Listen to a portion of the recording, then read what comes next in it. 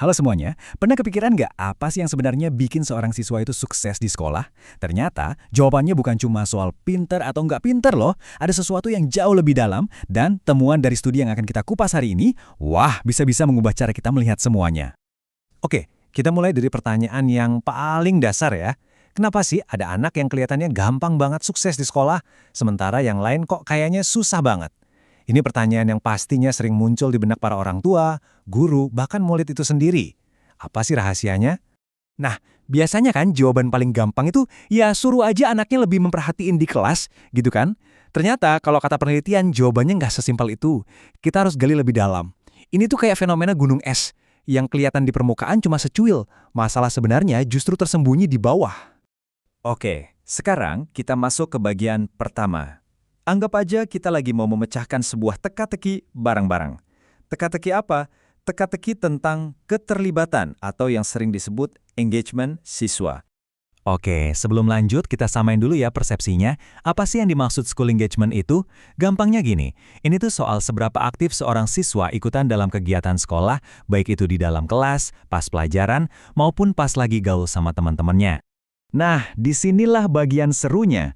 Keterlibatan itu ternyata bukan kayak saklar lampu yang cuma ada on atau off, nggak sesimpel itu.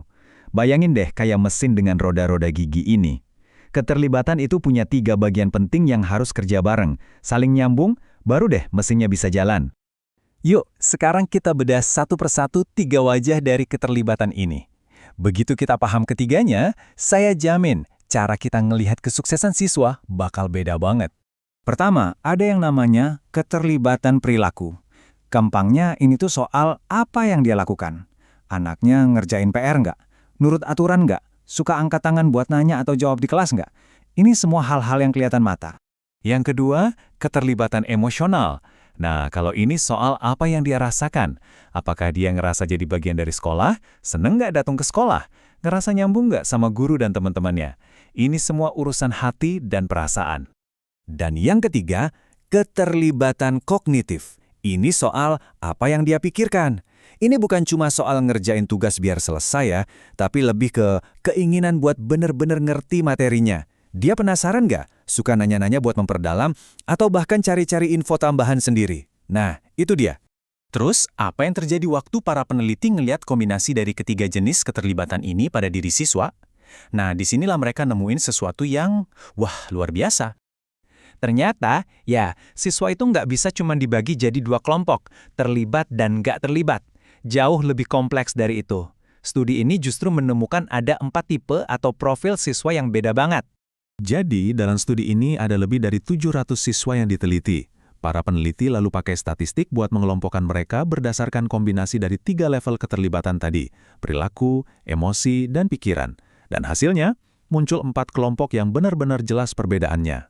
Profil pertama kita sebut aja si serba bisa. Jumlahnya sekitar 32%. Ini tipe siswa idaman nih. Mereka tuh terlibat di semua lini. Perilakunya oke, secara emosi mereka nyambung sama sekolah, dan secara kognitif mereka beneran haus belajar. Berikutnya ada kelompok paling besar, hampir 56%, kita sebut si cukup terlibat. Mereka ini ya biasa-biasa aja, nggak yang paling menonjol tapi juga nggak bermasalah. Keterlibatan mereka di 3 area itu ada di level tengah-tengah. Bisa dibilang ini profil siswa kebanyakan. Nah, 2 kelompok terakhir ini nih yang menarik banget. Pertama, ada si terasing secara emosional. Jumlahnya sekitar 7%. Ciri-cirinya, mereka patuh loh. Duduk manis di kelas, nggak bikin onar, tapi hati sama pikirannya melayang entah kemana. Mereka nggak ngerasa jadi bagian dari sekolah sama sekali. Dan yang terakhir kelompok si hanyut secara perilaku, sekitar 5%. Nah, beda sama yang tadi patuh, kelompok ini justru skornya paling anjlok di semua area, terutama di perilaku.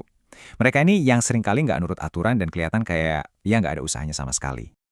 Oke, terus buat apa kita tahu profil-profil ini? Cuma buat ngasih label doang? Oh, tentu enggak.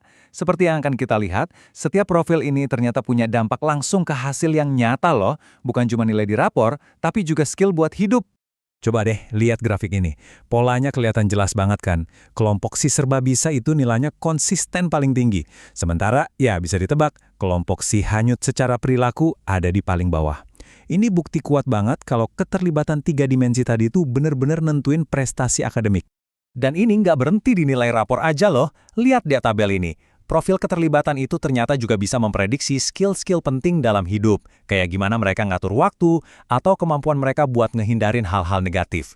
Kelihatan kan, si serba bisa itu jago di semua area, sementara dua kelompok terakhir itu kelihatan banget punya kesulitan serius buat ngatur diri sendiri. Oke, jadi dari semua ini, apa sih kesimpulan utamanya? Apa pelajaran yang bisa kita ambil? Poin paling pentingnya adalah ini. Pertanyaannya itu salah. Kalau kita cuma nanya, anak ini terlibat atau enggak? Wah, itu terlalu sederhana. Pertanyaan yang seharusnya kita ajukan adalah bagaimana cara mereka terlibat? Atau bagaimana cara mereka tidak terlibat? Di area mana mereka kuat?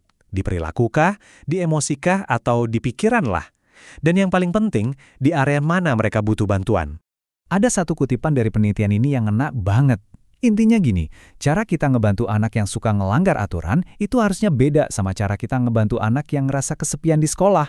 Padahal bisa jadi nilai rapor mereka sama-sama jelek kan? Tapi sumber masalahnya beda, solusinya juga harus beda. Nah, ini jadi bahan renungan buat kita semua. Dengan pemahaman baru ini, gimana ya caranya kita bisa bikin sistem pendidikan yang nggak cuma lihat luarnya aja?